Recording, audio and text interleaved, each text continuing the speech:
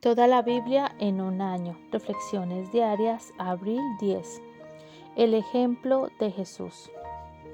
Pues para esto fuisteis llamados, porque también Cristo padeció por nosotros, dejándonos ejemplo para que sigáis sus pisadas. Primera de Pedro, capítulo 2, versículo 21.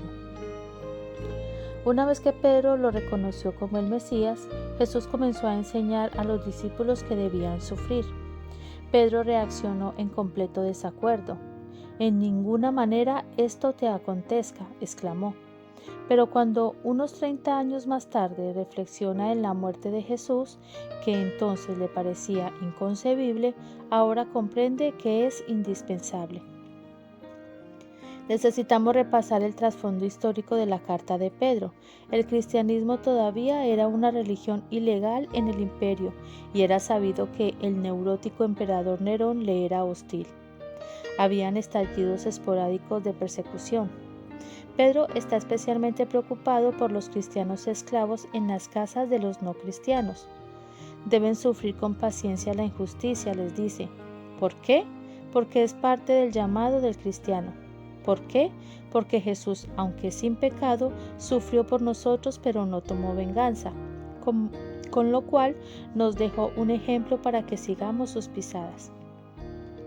La palabra griega que aquí se utiliza al hablar de ejemplo es única en el Nuevo Testamento.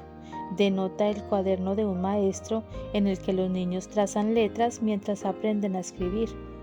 Pedro está urgiéndonos a copiar el ejemplo de Jesús y a seguir en sus pisadas.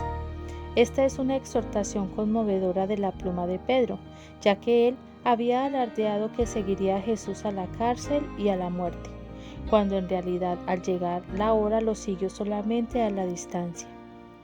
Cuando fue nuevamente comisionado por Jesús, Pedro decidió seguir el camino de la cruz y soportar con paciencia el sufrimiento injusto. Pero se nos plantea una pregunta. Si nuestro deber es someternos al sufrimiento, aún injusto, ¿dónde queda la justicia?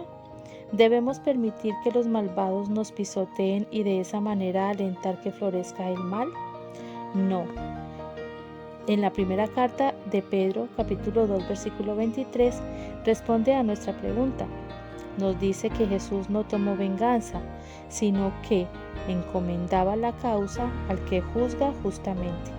En otras palabras, la razón por la que somos llamados a renunciar a la venganza no es que se le permita triunfar al mal, sino porque no es nuestra responsabilidad castigar. Esa es responsabilidad del juez justo, quien obra justicia ahora desde las cortes judiciales y lo hará finalmente en el día del juicio.